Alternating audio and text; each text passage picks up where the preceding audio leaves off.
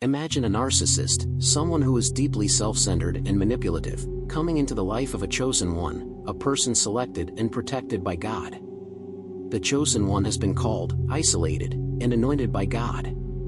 The narcissist, who acts like a child of the devil, aims to harm the chosen one by trying to kill, steal, and destroy. However, the narcissist is unaware of the divine protection over the chosen one. They do not realize the consequences of their actions, forgetting the principle of sowing and reaping, or what some call karma. This script explores the spiritual consequences faced by a narcissist who tries to harm a chosen one, drawing parallels to biblical stories and teachings. The narcissist's entrance. A narcissist, driven by selfish desires, enters the life of a chosen one. They see the chosen one's light and blessings and feel envious. The narcissist's goal is to disrupt and destroy the peace and prosperity of the chosen one. They use lies, manipulation, and deceit, thinking they can get away with their harmful actions. Ignorance of divine protection. The narcissist is unaware that the chosen one is under the protection of God. They do not realize that harming someone anointed by God has severe consequences. The chosen one is like a precious jewel in God's eyes, and any harm done to them is noted and will be avenged by divine justice. The law of sowing and reaping.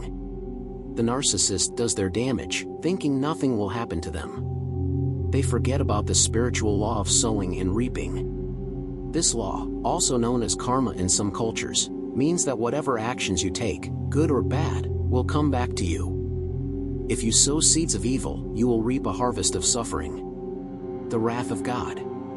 Just as in the days of Noah, when people mocked and harmed Noah, they faced God's wrath when the flood came. Noah, who was righteous and chosen by God, was saved, while those who wronged him were destroyed. Similarly, the narcissist who harms a chosen one will face God's wrath. The protection over the chosen one is strong, and God will not allow his anointed to be harmed without consequences. Biblical reference. In Psalms 105 verse 15, it is written, "Do not touch my anointed ones, do my prophets no harm." This verse serves as a warning to anyone who tries to harm a chosen one. God's anointed are under his special protection, and any attempt to harm them will result in divine retribution. The narcissist's downfall. The narcissist, thinking they are invincible, continues their harmful actions against the chosen one. They spread lies, create chaos, and try to break the spirit of the chosen one. However, they are blind to the fact that every action they take against the chosen one is recorded by God and will be met with divine punishment. Divine justice. The narcissist's downfall begins when they start experiencing the consequences of their actions. Their life starts falling apart, and they face hardships and suffering. The very harm they intended for the chosen one comes back to them many times over. This is the law of sowing and reaping in action. The chosen one's victory. Despite the narcissist's attempts to destroy them, the chosen one remains strong. Their faith in God keeps them protected and resilient. They see the narcissist's downfall and understand that God's justice has prevailed. The chosen one continues to live their life under God's protection, knowing that no weapon formed against them shall prosper. When a narcissist tries to destroy a chosen one, they set themselves up for their own destruction. They forget the spiritual laws that govern the universe and underestimate the power of divine protection.